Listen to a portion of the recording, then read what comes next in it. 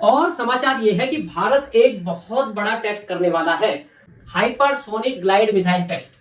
ये मिसाइल कैसे काम करती है, इसकी क्या जरूरत है, इससे कैसे भारत की ताकत कई गुना बढ़ने वाली है, हम इस वीडियो में ये जानेंगे। अगर हम ब्रह्मोस की बात करें तो वो है सुपरसोनिक। सुपरसोनिक मतलब, दूसरी बात है ग्लाइड। ग्लाइड का मतलब होता है स्लाइड या स्लिप, इसीलिए इसका नाम है ग्लाइड मिसाइल।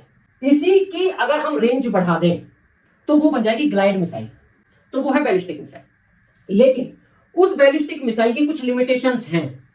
उन लिमिटेशंस को हम कैसे कवर करेंगे आने वाले मिसाइल के अंदर, ये हमें देखना है।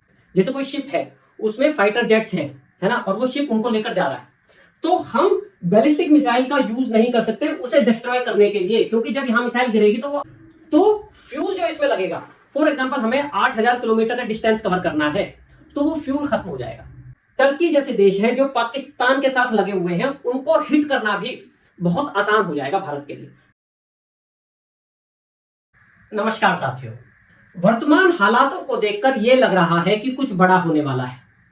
जिस तरह से अमेरिका ने पाकिस्तान से भारत के विरुद्ध परमाणु हमले की धमकी दिलवाई, जिस तरह से अमेरिका पाकिस्तान को मिसाइलें दे रहा है उसके F-16 विमान में फिट करने के लिए, जिस तरह से भारत के रक्षा मंत्री ने बयान दिया है पाकिस्तान के विरुद्ध, जिस तरह से एयर चीफ ने या फिर हमारे सेना अध्यक्ष ने बयान दिया है पाकिस्तान के विरुद्ध, उससे लगता है कि कुछ बड़ा होने वाला है।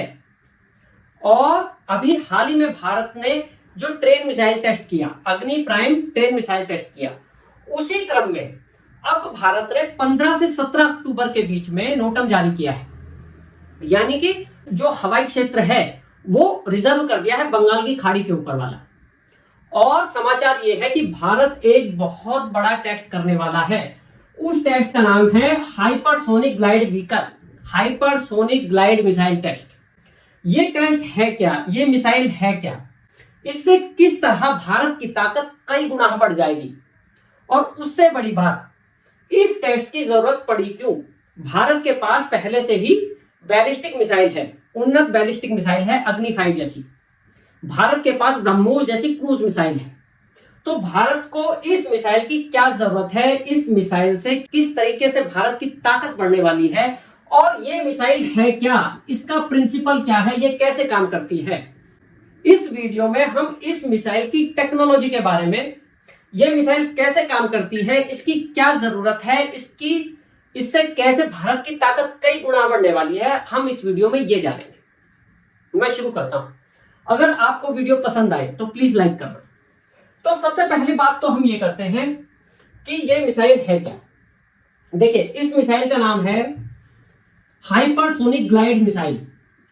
तो सबसे पहले तो हमें यह पता हो कि इसका अगर हम मीनिंग देखें तो हाइपरसोनिक से क्या मतलब है। हाइपरसोनिक, सोन वर्ड यूज होता है साउंड, तो जो साउंड की स्पीड से कम 5 गुना ज्यादा की जो स्पीड होती है किसी व्हीकल की, किसी मिसाइल की, उसे बोला जाता है हाइपरसोनिक। अगर हम ब्रह्मोस की बात करें तो वो है सुपरसोनिक। सुपरसोनिक मतलब अगर जो साउंड की स्पीड है उससे 5 गुना तक की स्पीड को जो है वो सुपरसोनिक स्पीड कहा जाता है। ठीक है, जो हमारी ब्रह्मोस मिसाइल है उसकी स्पीड लगभग 3 गुना है साउंड की स्पीड से, तो वो है सुपरसोनिक। और ये है हाइपरसोनिक, यानी कि इसकी जो स्पीड है वो 5 से 10 टाइम्स बीच में रहेगी, 5 से 10 गुना बीच में रहेगी साउंड की स्पीड के। एक बात तो हो गई ये। दूसरी बात है ग्लाइड। ग्लाइड का मतलब होता है स्लाइड या स्लिप, यानी कि ये जो मिसाइल है ये स्लाइड करेगी, ये स्लिप करेगी। ये जो इसका जो ट्रेवल का जो तरीका है वो अभी हम देखेंगे। ठीक है, इसकी टेक्नोलॉजी अभी हम देखेंगे। उससे पहले हम ये जानते हैं कि अभी हमारे पास कौन कौन सी टेक्नोलॉजी है, हमें इसकी जरूरत पड़ी क्यों। देखिए, ग्लाइड के लिए एक बात मैं बता दूं, ये ग्लाइड है, ये देखिए ये लोग जो है ग्लाइड कर रहे हैं, है ना। इसमें ये जो ग्लाइडिंग व्हीकल है इसमें कोई इंजन नहीं है ना। ये एक स्पीड से आए, या तो भाग के आए या किसी ने पीछे से धक्का दिया एक फोर्स के साथ, एक ऊंचाई से, उसी फोर्स को उपयोग करके और एरोडायनेमिक्स जो हवा के जो समीकरण है उनका उपयोग करके ये उड़ रहे हैं, है ना। तो इसी उड़ने वाली टेक्निक पे ये वाली मिसाइल काम करेगी, इसीलिए इसका नाम है ग्लाइड मिसाइल। ठीक है, तो अगर हम इस कॉन्सेप्ट को समझ ले, अब देखिए ये जो कॉन्सेप्ट यूज करके ये उड़ रहे हैं, है ना, इसी की अगर हम रेंज बढ़ा दें तो वो बन जाएगी ग्लाइड मिसाइल। हमें उसकी स्पीड बढ़ानी है तो वो ग्लाइड मिसाइल बन जाएगी। अब हम ये बात करते हैं कि अभी हमारे पास कौन कौन सी मिसाइल हैं और ये मिसाइल, इस मिसाइल की जरूरत क्यों है। ठीक है, देखिए जो हम बात कर रहे थे अभी हमारे पास है बैलिस्टिक मिसाइल। बैलिस्टिक मिसाइल क्या होती है, वो एक पैरा, बैलिस्टिक का मतलब होता है, मतलब एक जो पैराबोलिक बात को, पैराबोलिक मतलब अगर हम जैसे कोई पत्थर फेंके, है ना, तो वो जो पाथ है वो ही पाथ जो है वो बैलिस्टिक मिसाइल का होता है। बैलिस्टिक मिसाइल में बेसिकली हम क्या करते हैं, स्पेस में मिसाइल को छोड़ते हैं, वहां पे उसका फ्यूल जो है खत्म हो जाता है और वो पृथ्वी की ओर बिना फ्यूल के धड़ाम से नीचे गिरती है। उसकी स्पीड बहुत ज्यादा होती है, उसका फोर्स बहुत ज्यादा होता है, यानी कि वो जो टारगेट है उसे डिस्ट्रॉय पूरी तरह कर देती है, तो वो है बैलिस्टिक मिसाइल। लेकिन उस बैलिस्टिक मिसाइल की कुछ लिमिटेशंस हैं, उन लिमिटेशंस को हम कैसे कवर करेंगे आने वाले मिसाइल के अंदर, ये हमें देखना है। देखिए सबसे बड़ी बात यह है कि ये जो बैलिस्टिक मिसाइल है इसका एक फिक्स पाथ है, यानी कि जो पाथ है इसका एक पैराबोलिक पाथ है ना, ये इसी पाथ में मूव करता है। ये बड़ा छोटा हो सकता है पैराबोला, ये जो, लेकिन शेप यही रहेगी, जाने का तरीका यही रहेगा। जैसे हम पत्थर फेंकते हैं तो जो उसकी स्पीड है वो हम डिसाइड कर सकते हैं शुरू में, है ना, इसकी ऊंचाई हम डिसाइड कर सकते हैं शुरू में। लेकिन जब ये नीचे आएगी, यहां पे जैसे हम इसे छोड़ेंगे तो ये नीचे आएगी, तो ये जो पाथ है ये डेफिनेट है, इसकी वजह से इसका अंदाजा लग जाता है कि ये कहां पे गिरेगी। तो जो दुश्मन का जो रडार है वो उसे इजीली पकड़ लेता है और उसे टारगेट करके हिट कर देता है। तो सबसे बड़ी बात यह है कि ये इंटरसेप्टेबल है, इसे आसानी से पकड़ा जा सकता है।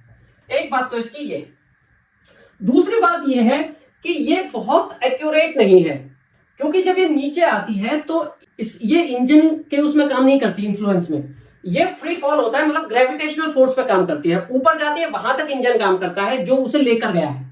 लेकिन जब वो जो ले जाने वाला व्हीकल है वो उसे जब छोड़ देता है, जब ये यहां पर आता है तो ये फ्री फॉल होता है ग्रेविटी के अंडर में, यानी कि जो पृथ्वी का फोर्स है उसके अंडर ये नीचे फॉल होती है। ठीक है, तो यहां पर डायरेक्ट कंट्रोल ना होने की वजह से इसमें एरर के चांसेस बहुत ज्यादा रहते हैं। चांसेस आप ये मानो कि जैसे कई 100 मीटर से लेके काफी ज्यादा हो जाता है ना।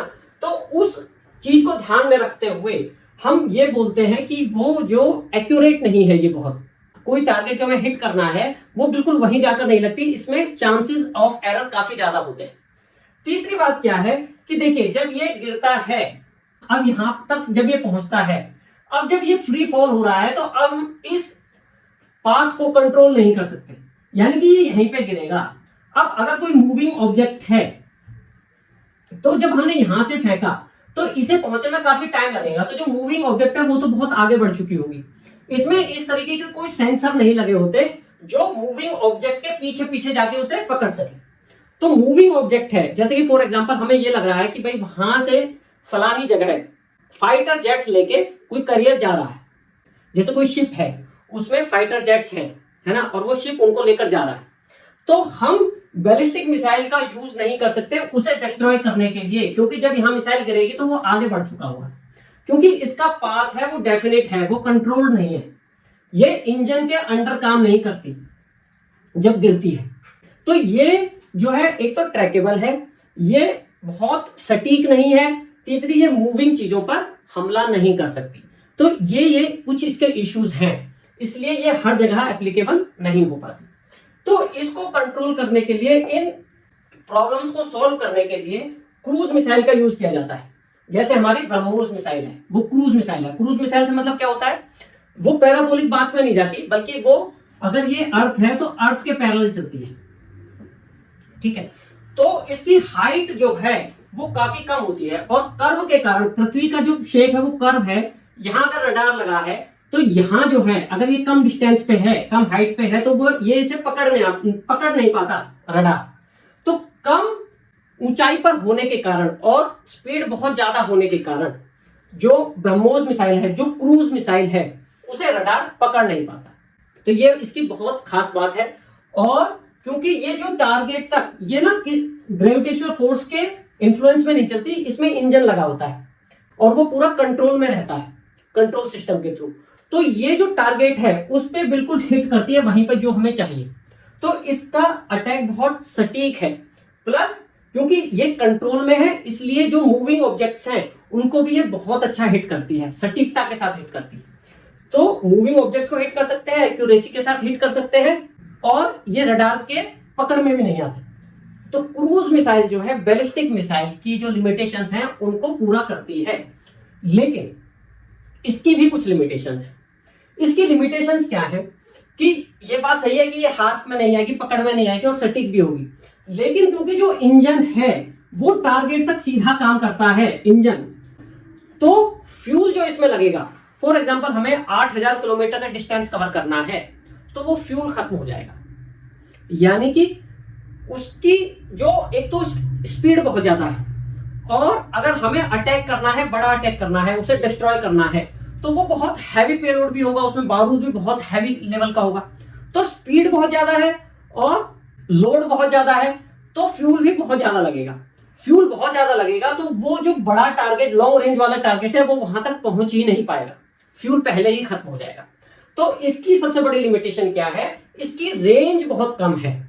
अगर हम इस मिसाइल की बात करें जो हमारे पास ब्रह्मोस मिसाइल है, तो उसकी रेंज कुल जो ऑफिशियल बताई जाती है लगभग 300 किलोमीटर है, 290 किलोमीटर।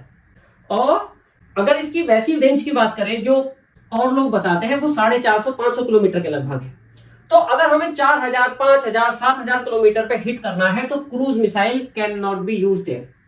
तो इसकी रेंज का इशू है और उसका सटीकता का इशू था, और वो ट्रैकेबल थी। ये ट्रैकेबल नहीं है, लेकिन ये मेन जो इशू है ये रेंज का इशू है इसका।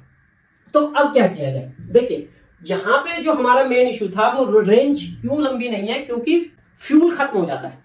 वहां पे फ्यूल खत्म नहीं हो रहा था हालांकि जो बैलिस्टिक मिसाइल थे, क्योंकि वहां पे वो फ्री फॉल होता था।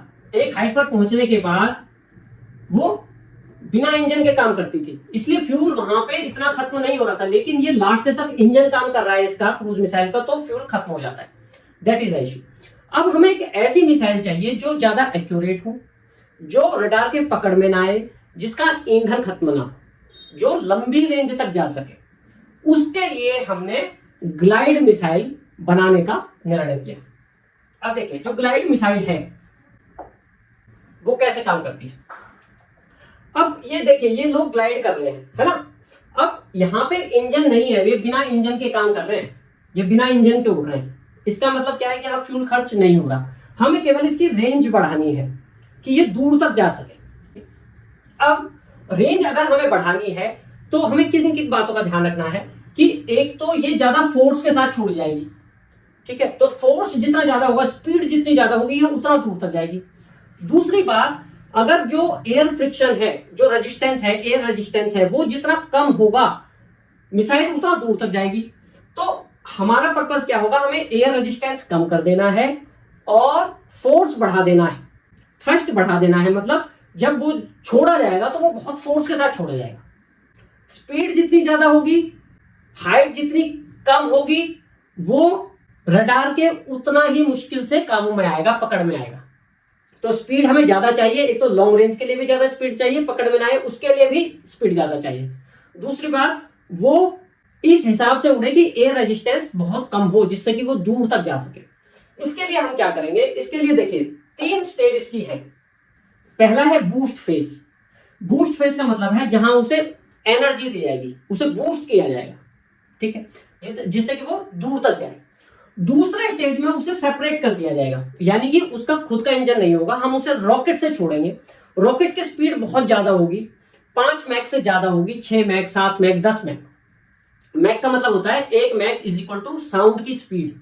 साउंड की स्पीड होती है लगभग 1225 किलोमीटर पर घंटा, ठीक है। तो अगर इस स्पीड से, इस स्पीड के 5 गुना ज्यादा से, यानी कि इसका अगर हम 5 मल्टीप्लाई कर दें, उतनी ही स्पीड से रॉकेट की जो स्पीड होगी, रॉकेट इस ग्लाइड मिसाइल को लेके जाएगा और एक हाइट पर पहुंचाकर उसे छोड़ देगा, रिलीज कर देगा। तो ये एक हाइट पर पहुंचेगा और वहां से ग्लाइड करेगा। ठीक है, अब जो रॉकेट है वो पहला काम करेगा बूस्ट करने का, तो ये है बूस्ट फेज। दूसरे फेज में वो सेपरेट हो जाएंगे, यानी कि रॉकेट जो है उसे रिलीज कर देगा मिसाइल को। और तीसरा जो फेज है वो ग्लाइड फेज है, ये वाला ग्लाइड फेज है। जो हमारा पिछला जो फोटो था ये ग्लाइड फेज है। ठीक है, जहां तक पहले दो फेज की बात है, बूस्ट फेज और रिलीज फेज, ये दो फेज भारत जो है 2020 के अंदर सक्सेसफुली टेस्ट कर चुका है। ये वाला फेज भी कर चुका है, ये वाला फेज भी कर चुका है। अब जो ये थर्ड, जो अब 15 से 17 के बीच में जो होने वाला है टेस्ट, वो मेनली इसके लिए है ग्लाइड फेज। 2020 के बाद जो एरोडायनेमिक्स में भारत ने काम किया कि वो जो मिसाइल जब छोड़ी जाएगी तो वो एयर फोर्सेस को कैसे फेस करेगी, उसका मटेरियल क्या होगा, उसकी साइज और शेप कैसी होगी, तो इन सब चीजों पे भारत ने 2020 के बाद काम करना शुरू कर दिया था। अब देखिए जो इसमें मेन चैलेंजेस होंगे वो क्या होंगे। पहली बात तो यह है कि ये छोड़ी कैसे जाएगी, कहां, किस स्टेज पे या किस लेवल पे छोड़ी जाएगी। जब वो छोड़ी जाएगी तो हम कह रहे थे कि जो फ्रिक्शन है, एयर फ्रिक्शन, वो बहुत कम होना चाहिए, कम से कम होना चाहिए या ना हो, है ना। पर अगर एटमॉस्फेयर में तो फ्रिक्शन तो होगा ही। तो जो एटमॉस्फेयर की जो अपर मोस्ट लेयर है, पृथ्वी का जो वातावरण है, तो जो उसकी ऊपर वाली लेयर है वहां पर एयर का जो फ्रिक्शन है वो बहुत कम है। इसलिए जब हम रॉकेट से छोड़ेंगे तो उस वाले रीजन में इस हिसाब से छोड़ेंगे कि वो उस वाले रीजन में आ जाए, वहां से वो ग्लाइड करती चली जाएगी। तो क्या बात हुई, बूस्ट फेज हुआ, सेपरेट हुआ और इस हिसाब से छोड़ा कि वो जो एटमॉस्फेयर है उसके अपर रीजन में वो स्लाइड करे। अब चैलेंजेस क्या क्या है कि जब वो ऊपर से जब नीचे आएगी, यानी कि जब जो जहां एयर फ्रिक्शन ज्यादा है, जब हिट करने के लिए आएगी, है ना, तो नीचे तो आएगी ना वो, तो फ्रिक्शन बहुत ज्यादा है, एयर फोर्स बहुत ज्यादा है, तो वो फोर्स के कारण जो शॉकिंग वेव प्रोड्यूस होंगी तो वो ब्रेक हो सकता है। दूसरी बात, स्पीड पे बहुत ज्यादा है तो फ्रिक्शन बहुत ज्यादा होगा, यानी कि हीट बहुत ज्यादा प्रोड्यूस होगी तो वो जल सकता है। तो वो जो फोर्स है, वो जो हीट है, वो जो सिचुएशन बनेगी एयर के साथ, जो वो स्ट्राइक करेगा, तो एक सिचुएशन ये आ सकती है कि वो पलट सकता है, वो लुढ़क कर गिर सकता है। तो उन चीजों को कवर करने के लिए, उन चीजों को फेस करने के लिए उसका जो साइज है, उसकी जो शेप है, उसका जो मटेरियल है, उस पर भारत ने बहुत काम किया, उस पर ध्यान देने की जरूरत है। प्लस जब इतनी स्पीड होती है ना, तो जो एयर से जब वो स्ट्राइक होगा तो एयर जो है उसमें चार्ज डेवलप हो जाता है, उसमें इलेक्ट्रिसिटी डेवलप हो जाती है। तो वो जो आयंस प्रोड्यूस होंगे उससे एक पॉसिबिलिटी ये है कि जो उसका इलेक्ट्रॉनिक सिस्टम होगा, वो जो रडार उसमें होगा, उसकी जो रेज हैं, जो रेडियो वेव्स हैं, वो ब्लॉक हो सकती हैं, वो इंटरफेयर हो सकता है। तो उसका जो स्ट्रक्चर है, उसकी जो शेप है, उसका जो कंटेंट है, जिस मटेरियल से वो बना है, उसकी जो उस पे जो कोटिंग होगी, वो इस हिसाब से बनाई जाएंगी कि वो जो फोर्स है वो कम से कम लगे, हीट कम से कम पैदा हो, और जो हीट पैदा हो वो झेल सके। जो एयर का जो आयोनाइजेशन होगा, जो चार्ज डेवलप होगा, उसे डिसिपेट कर सके, उसके चारों तरफ कोई ऐसी कोटिंग, ऐसा कोई स्ट्रक्चर, ऐसी कोई चीज बनाई जाए कि वो उसे झेल सके। तो ये जो एक्सपेरिमेंट है ना, ये इसी चीज की परीक्षा है, ये जो चैलेंजेस है कि इनको कितना वो फेस कर पाता है। तो 2020 के बाद से भारत ने इन्हीं चीजों पर काम किया, कंट्रोल सिस्टम पर काम किया, है ना, जो उसके अंदर एवियोनिक्स है। एवियोनिक्स मतलब जो उसके अंदर निक्स मतलब बना है इलेक्ट्रॉनिक्स से, और एवी मतलब एविएशन, है ना। तो जो विमान का जो इलेक्ट्रॉनिक्स है, उन चीजों पे भारत ने काम किया है, साइंटिस्टों ने काम किया है कि उसको कैसे कंट्रोल किया जाएगा। वो जो एयर के साथ उसका जो मिलन होगा, जो मिलाप होगा, वो एयर उसके चारों तरफ कैसे घूमेगी, उसे कैसे कंट्रोल किया जाएगा, वो जो हीट है उसको कैसे कंट्रोल किया जाएगा। तो इन सब चीजों के ऊपर ये पूरा जो इंस्ट्रूमेंट है, ये विमान है, ये निर्भर करेगा, इसकी सफलता निर्भर करेगी कि वो अभी हमें आने वाले दिनों में पता लगने वाली है। लेकिन एक बात है, इसका एक बहुत बड़ा एडवांटेज ये है कि अभी भारत ने, जैसे ये 1500 किलोमीटर के लिए टेस्ट होगा, अगर ये सक्सेसफुल रहा तो इसकी सबसे अच्छी बात ये है कि इसकी रेंज कंपैरेटिवली काफी आसानी से बढ़ाई जा सकती है। क्योंकि जो मेन जो इसके पार्ट्स थे, जैसे बूस्ट वाला जो फेज था, सेपरेशन जो फेज था कि कहां पे एग्जैक्टली उसे रिलीज करना है, और फिर जो ग्लाइड फेज था, वो सब कुछ अगर कामयाब रहा तो केवल उसकी रेंज बढ़ानी रह जाएगी, जो ग्लाइडिंग टैक्टिक्स हैं खाली वो रह जाएंगे, यानी कि वो एग्जैक्टली और कैसे माइन्यूटली बिल्कुल उस स्पेस पे छोड़ी जाए, या उसको बूस्टिंग फोर्स और ज्यादा कितना बढ़ाया जाए, यानी कि जो वो कंपैरेटिवली काफी छोटी चीजें रह जाएगी उसकी रेंज बढ़ाने के लिए। तो आप ये सोचिए कि अगर उसकी रेंज 8-10 हजार किलोमीटर तक आराम से अगर हो गई तो भारत की ताकत कितनी ज्यादा बढ़ जाएगी कि जो टर्की जैसे देश है जो पाकिस्तान के साथ लगे हुए हैं उनको हिट करना भी बहुत आसान हो जाएगा भारत के लिए, यानी कि भारत की ताकत इतनी बढ़ जाएगी। जहां तक और टेक्नोलॉजीज की बात है, जिस तरह से युद्ध का लेवल बढ़ रहा है, युद्ध के जो टाइम रेंज है वो बढ़ रही है, जैसे कि रूस और यूक्रेन का युद्ध 3.5 साल से चल रहा है, इजराइल का युद्ध बहुत लंबे टाइम से चल रहा है। तो इन चीजों को देखते हुए भारत जो है, भारत की सरकार जो है वो एक इकोसिस्टम तैयार करने में लगी हुई है कि भारत में ही कैसे प्रोडक्शन बढ़ाया जाए डिफेंस जो इक्विपमेंट्स हैं उनका, जिससे कि भारत की जो डिपेंडेंस है विदेशों पे, अमेरिका पे, वो कम हो जाए या खत्म हो जाए। तो ये जो टॉपिक था ये यहीं पर हम समाप्त करते हैं। धन्यवाद।